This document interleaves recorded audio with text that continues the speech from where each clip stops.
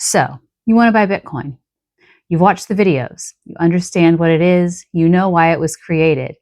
But now you're staring at your phone thinking, how do I actually do this? Where do I even start? What app do I use? Is Venmo okay? What about Coinbase, Robinhood, Kraken? Are they all the same? Spoiler alert, they're not.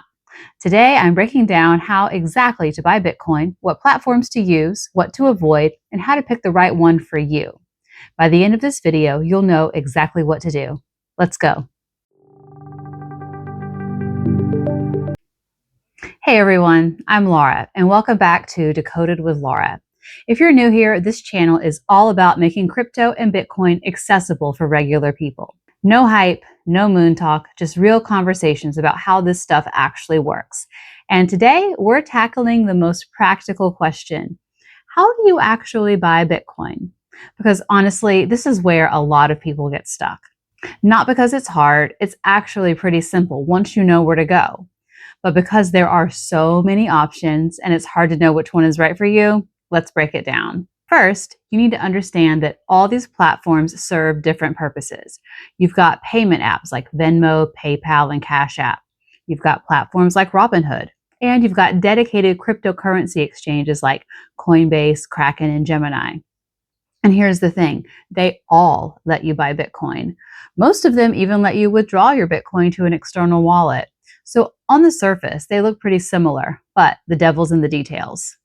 The real question isn't, can you buy Bitcoin here? It's, should you buy Bitcoin here for your specific needs?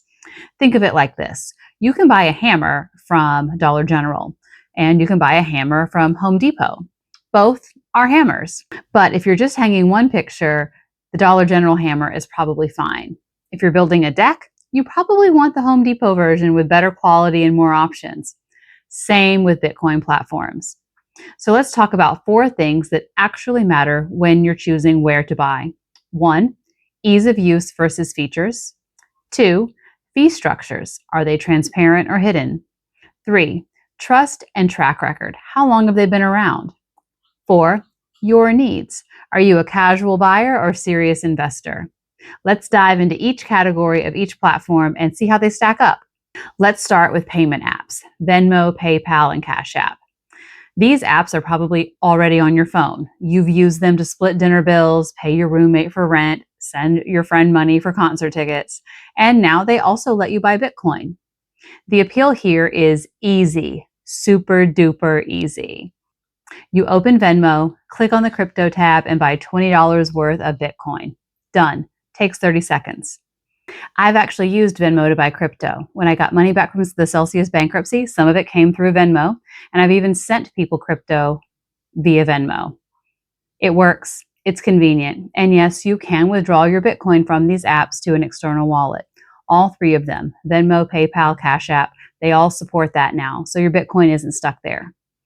But here's what you need to know about payment apps. The fees are higher. They don't always show them clearly, but they're built into the spread, which is the difference between the buy price and the sell price.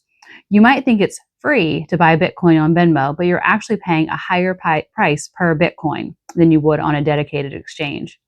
That spread can be 1 or 2% more. The crypto selection is also limited. Most payment apps support Bitcoin, Ethereum, and maybe a handful of others. If you ever want to explore other cryptocurrencies, you may be out of luck. The features are basic. You can buy, you can hold, you can send. That's it. No limit orders, no advanced charting, no staking. So here's my take. Payment apps are great for dipping your toe in the water. If you want to buy 20 or 50 worth of Bitcoin just to see what it feels like, perfect. Use Venmo, use Cash App. It's the easiest way to start. But if you're getting serious about Bitcoin, like you want to buy regularly, you want to learn, you want to really understand what you're doing, you'll outgrow payment apps pretty quickly. They're the training wheels, which is fine. Training wheels serve a purpose. Just know what they are. Now, let's talk about Robinhood. Robinhood is interesting because it sits in this weird middle ground. It's not a payment app, but it's not a dedicated crypto exchange. It's a general investing app. And here's why I'm calling it out specifically. Robinhood has a history you need to know about. From 2018 to 2020, 4 years, Robinhood did not let you draw your crypto at all. You could buy Bitcoin and you could sell it back for dollars, but you couldn't move it off the platform. You couldn't send it to your own wallet. You were stuck. People were furious because that's not real ownership. If you can't move your Bitcoin, do you really own it? Or does Robinhood own it and you just have an IOU? They finally added withdrawal features in 2022. So yes, you can withdraw Bitcoin from Robinhood now, but there are still restrictions. $5,000 per day limit, max 10 transactions per day. And if you bought with their instant buying power feature, you still have to wait 5 business days before you can withdraw. Now, why am I telling you this? Not to say never use Robinhood. Some people love it and it's fine for them. I'm telling you this because this is a perfect example of why you need to check withdrawal policies and understand a platform's track record before you buy. Robinhood's delay in adding basic crypto features tells you something about their priorities. They're not crypto first. They're a stock trading app that added crypto as a side feature. And during volatile times, like when GameStop went crazy in 2021, Robinhood restricted trading. They've shown they'll limit what you can do when things get wild. So just know what you're getting into. This is why I pay attention to how a platform has behaved over time, not just what features they offer today. Okay, so now let's talk about dedicated cryptocurrency exchanges. These platforms are built specifically for buying, selling, and holding crypto. The big reputable ones in the US are Kraken, Coinbase, Gemini, and Binance US. Quick note, I'm in the US, so I'm going to focus on platforms available here. If you're international, there are other options. Definitely do your research and make sure they're legit. So, what makes these exchanges different? First, they've been around for a while. Coinbase since 2012, Kraken since 2011, Gemini since 2014. They've been through multiple Bitcoin bull markets and bear markets, and they've survived. That track record matters. Second, they're built for crypto. They're not trying to be everything to everyone. They do one thing, crypto, and they do it well. More coins available, more features, better tools. Third, transparent fee structure. You can see exactly what you're paying. Kraken and Coinbase both publish their fee schedules right on their websites. Trading fees usually range from 0.5 to 2%, depending on how much you're buying and whether you're a market maker or taker. There are also withdrawal fees when you move crypto off the platform, and those can vary by coin. Are these fees higher than payment apps? Sometimes yes, sometimes no. But the key is transparency. You know what you're paying. There's no hidden spread. Fourth, more control. You can set limit orders, meaning you can say, I want to buy Bitcoin, but only if the price drops to this specific number. You can't do that on Venmo. You can stake certain cryptocurrencies to earn rewards. You can access advanced charting tools if you want them. Now, which exchange should you use? Honestly, they're all pretty similar and reputable. Some people prefer Kraken for the fee structure.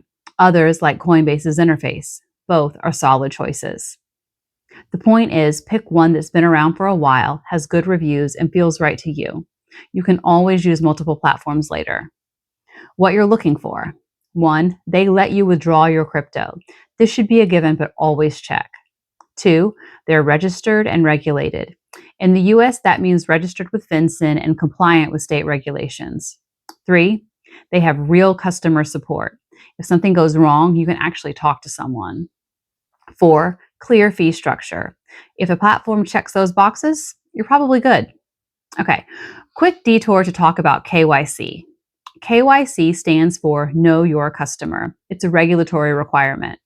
When you sign up for any reputable platform, whether it's Venmo, Coinbase, or Kraken, you're going to have to verify your identity. This means uploading a photo of your driver's license or passport, maybe taking a selfie, proving your address, and answering some questions about why you're buying crypto and where your money comes from. Is this annoying? Yes. Is it necessary? Also, yes. Legitimate platforms are required to do this. It's to prevent money laundering and fraud and comply with financial regulations. If a platform doesn't require KYC, that's actually a red flag. It means they're either operating in a gray area or maybe they're not legitimate. So don't be surprised when Coinbase asks for your ID, and don't be frustrated when Kraken wants you to take a selfie. That's normal. That's what reputable platforms do. Just make sure you're on the actual website or app, not a phishing site, and you're good. And always download the app right from the exchange's website when possible to make sure you're downloading the legitimate version.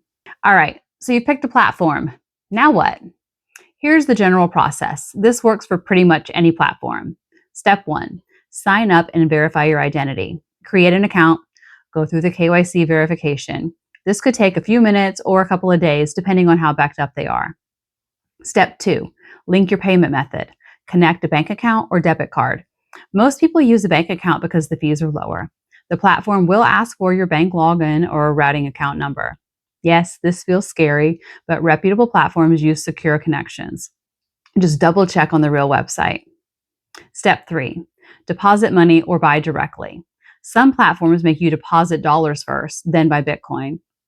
Others let you buy directly from your linked bank account. Either way works. Step 4, place your order. For beginners, you're going to want to use a market order. That means you buy at the current price. It's instant and simple. You can buy $10 worth if you want. You don't have to buy a whole Bitcoin. Step 5, your Bitcoin appears in your account. Within seconds or minutes, you'll see it. Now, where does it go? It goes into a wallet that the platform controls. It's your Bitcoin legally, but the platform holds the keys. If you want to truly control it, you'll need to withdraw it to your own wallet, and we'll talk about that in a future video. But for now, it's sitting on the platform, and for small amounts, that's okay. So what do I personally use?